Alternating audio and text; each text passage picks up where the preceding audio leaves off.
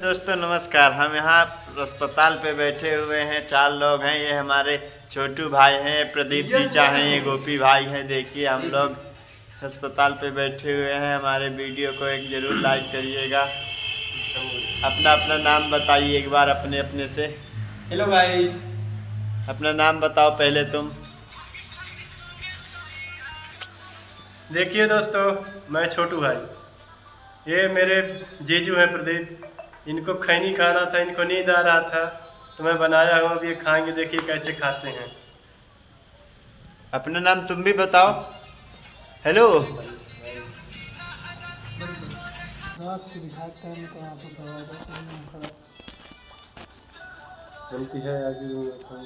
देखिए दोस्तों, ये खैनी को मसल रहे हैं इन लोगों को। ये देखिए, ये खा रहे हैं मुंह में। ये देखिए।